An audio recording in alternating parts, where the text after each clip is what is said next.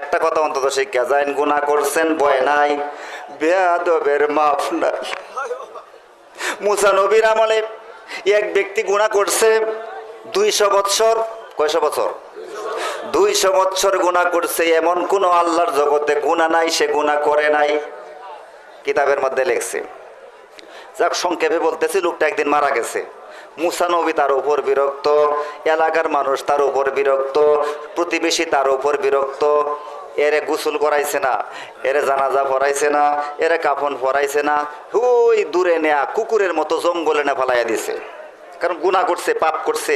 লোকটা ভালো কাজ কোনোদিন করেননি। শুনেন এইবার, যেই মাত্র লোকটারে কুকুরের মতো জঙ্গলের মধ্যে ফেলে রেখে আসলো, আমার আল্লাহ মুসা নবীর উপর এলহাম নাজিল করছে, ওহী নাজিল করছে। মুসা মুসা ও দেরি করবা না মুসা। কি জন্য? আল্লাহ ওই যে লোকটারে কুকুরের মতো, ওই যে তোমার উম্মতটারে আমার বান্দারে কুকুরের মতো জঙ্গলায় ফেলে রেখে আসছো, ওই লোকটারে জঙ্গল থেকে উঠাইয়া আনো। উঠাইয়া আনলে যথেষ্ট না, গোসল করাও। গোসল করালেই যথেষ্ট না, তারে কাফন পরাও। কাফন পরালেই যথেষ্ট না, লোকটারে জানাজার নামাজ পড়াও। জানাজার নামাজ পড়ালেই চলবে না, এরপরে তারে কি করো? কবরস্থ করো। কবরস্থ করলেই চলবে না, তারপরে তালকিন করিয়া তার জন্য দোয়া করো। বর্তমানে কিছু আলেম বাইরেছে, কবর দেওয়ার পরে তালকিন না জায়েজ আছে না? এমন কিছু জানাজার নামাজে পরে দোয়া না জায়েজ আছে না? এই ধরনের। এই জন্যই তো কাজা বাবার দরবার, এই জন্যই শিক্ষিত হওয়ার জন্য। আপনার আব্বা মারা গেছে, আব্বারে কুকুরের মতো কবরে রাখা চলে আসবেন, তা হতে দেওয়া যায় না। কিতাবের মধ্যে লেখছে এইভাবে, এইভাবে ফতোয়ে হিন্দিয়ার মধ্যে লেখছে, তোমার আব্বারে তোমার আম্মারে কবরের মধ্যে রাখা তুমি দৌড় মারিয়া বাড়িতে চলে যাও না। তোমার আব্বারে আম্মারে কবরে রাখা যেই মাত্র তুমি কবরের পাশে বসে থাকবা, কতক্ষণ পর্যন্ত বসে থাকবা? ফতোয়ে আলমগীরের মধ্যে লেখছে, আলো কিতাব মিয়া, ওই কিতাবের মধ্যে লেখছে, কিতাবে আলমগীরের মধ্যে লেখছে, কমপক্ষে একটা উট জবাই করতে, হাজার হাজার বন্ড করতে যতক্ষণ সময় লাগে, ততক্ষণ পর্যন্ত কবরের পাশে বইসা থাকাটা মুস্তাহাব। আপনারা বুঝছেন? আব্বারে কবর দেয় দৌড় মেরে আব্বারে বাড়িতে এসে পড়বেন সাজিবের মধ্যে না, ওই জায়গায় বৈশা দুরুদ পড়বেন, মিলাদ পড়বেন, ওই জায়গায় কুরআন শরীফ পড়বেন, ওই জায়গায় দুরুদ পড়বেন, উজিফা পড়বেন, ফাতিহা পড়বেন। কি করবেন? করবেন না? আরেকটা কাজ করতে হবে। ওই দিকে আমার ওয়াজ না, আমার ওয়াজ তো আরেকটা ছিল। কবরের পাশে গিয়ে যেই সবাই চলে গেল, কিতাবের মধ্যে লেখছে, আল্লামা সুয়ুতি তার কিতাবের মধ্যে লেখছে, তোমার আব্বারে তোমার আম্মারে কবরে রাইখা দৌড় মারিয়া করে চলে আইসো না। কি করবা? তোমার আম্মারে তোমার আব্বারে তালকিন করো, শিক্ষা দেও। তালকিন মানে কি? শিক্ষা দেও। বাবা বলেন, আমার প্রভু আল্লাহ, আমার ধর্ম ইসলাম, আমার নবীর নাম মুহাম্মদ সাল্লাল্লাহু আলাইহি ওয়াসাল্লাম। এই কথাটা উপর থেকে আপনি বলবেন, আর নিচে কবরের ভিতর থেকে আপনার আব্বা শূন্য শূন্য জবাব দিয়া দিব। হুজুরে বলুন সুবহানাল্লাহ। আমি অনুরোধ জানাই, আপনাদের আব্বা আম্মা মুরব্বী যদি কবরে যায়, কেউ আপনজন, দৌড় মারা ঘরে চলে যায় না, কবরের পাশে বৈশা মিলাদ পড়বেন, দুরুদ পড়বেন, ফাতিহা পড়বেন। কতক্ষণ? 3 ঘন্টা কমপক্ষে। একটা উট জবাই করিয়া হাজার হাজার বঞ্চন করতে যতক্ষণ সময় লাগে, ততক্ষণ পর্যন্ত কবরের পাশে বৈশা থাকা, দুরুদ পড়া, মিলাদ পড়া, ক্যাম্প করা, ফাতিহা পড়া, ওয়াজিফা পড়া, দুরুদ পড়া, প্রত্যেকটা কাজ মুস্তাহাব। জুড়ে বলুন সুবহানাল্লাহ। আপনারা এই কাজগুলো করবেন।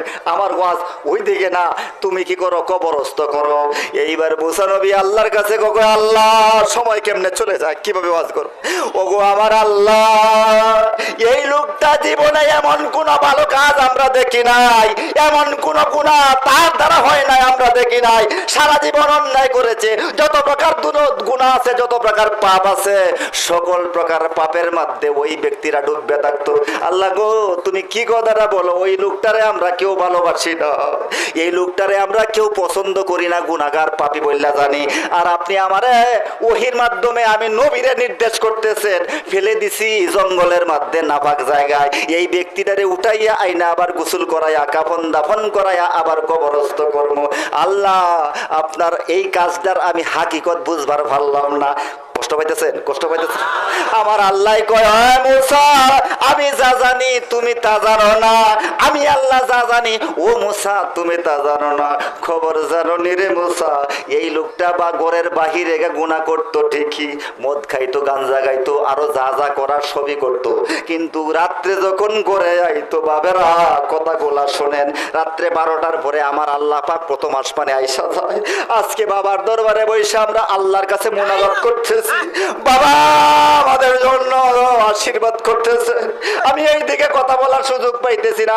শেষ রাত্রে এই সময়ের মধ্যে আমার আল্লাহ পাক প্রথম আসমানে আইসা ডাকতেছেন, হালবি মুস্তাগফিরিন, এমন কি জগতে কেউ আসেনি আমি আল্লাহর কাছে মাপ চাইবে, আগফিরুলাকা, আমি আল্লাহ মাফ করে দিব।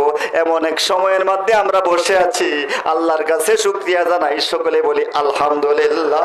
ওগো আমার আল্লাহ, আপনার কথা আমি মুসা বুঝলাম না, এই লোকটা পাপী, এই লোকটা গুনাহগার, এই লোকটা বদকার, আমরা তামাম জগতের মানুষ জানি। আল্লাহ এমন কি ব্যাপার, এমন কি হাকিকত, এই লোকটারে আপনি ওই নাপাক জায়গা থেকে এনে, নাপাক জায়গা থেকে এনে গোসল করাইয়া, দাফন কাফন করাইয়া নামাজ পড়ার জন্য হুকুম দিলেন, কারণ কি? আমার আল্লাহ বলতেছেন, মুসা রে খবর জানো নি, আমি যা জানি মুসা তুমি তা জানো না। কি হয়েছে আল্লাহ, কি হয়েছে তুমি বলো আল্লাহ, আল্লাহ এটা জানতে চাই। আমার আল্লাহ পাক বলছেন, লোকটা যখন দিনের বেলায় বের হইতো, গাঞ্জা গাইতো, মদ গাইতো, পাপের কাজ করতো, কিচ্ছু আমল হয়তো করছে না, কিন্তু লোকটা রাত্রে যখন ঘরের মধ্যে ঢুকছে, কথাগুলা ভাই শুনেন, লোকটা রাত্রে গভীর রাত্রে যখন ঘরের মধ্যে আসছে, ঘরের মধ্যে এসে আমরা কোরআন শরীফ সূরা মুলুক পড়ি, সূরা কি পড়ি? মুলুক। কেউ যদি সূরা মুলুক প্রত্যেক দিন রাত্রে একবার করে পড়ে, তার কবরের আযাব হবে না, কবরে সলজব হবে না, ওই ব্যক্তিরা বিনা হিসেবে জান্নাত। জোরে বলুন সুবহানাল্লাহ। ও মিয়া 1.5 পৃষ্ঠার সূরা মুলুক পড়বেন আপনারা প্রত্যেক দিন শোয়ার আগে। ওই গুনাহগার লোকটাও সারাদিন পাপ কইরা গুনাহ কইরা শেষ রাত্রে যখন ঘরে আসতো, তোমার উপর নাজিল হইছে তৌরাত, ও নাসারাত তৌরাতা, আয়েশা সাইরা তৌরাত শরীফ সে খুলতো। আমরা যারা মুলুক বলি, উনি তৌরাত শরীফ বলছে।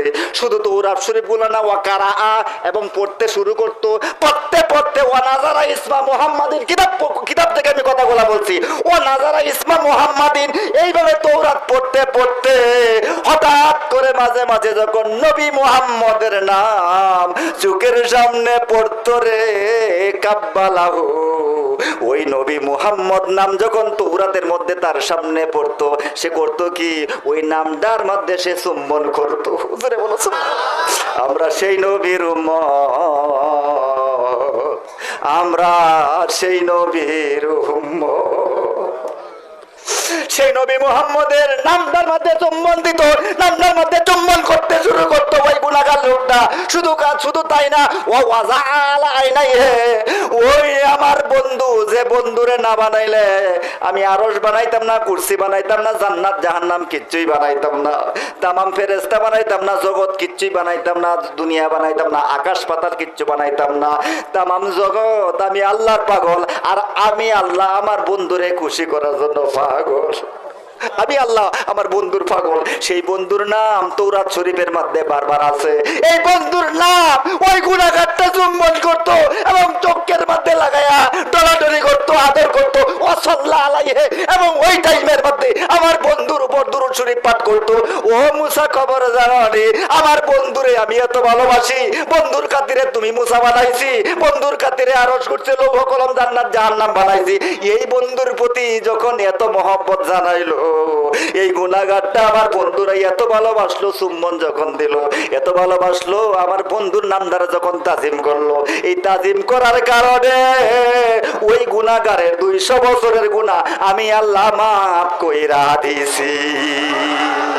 হাসরের বিচারের দিনে দয়ালো নবীজি বিনে পাপী উম্মত কে করিবে পার।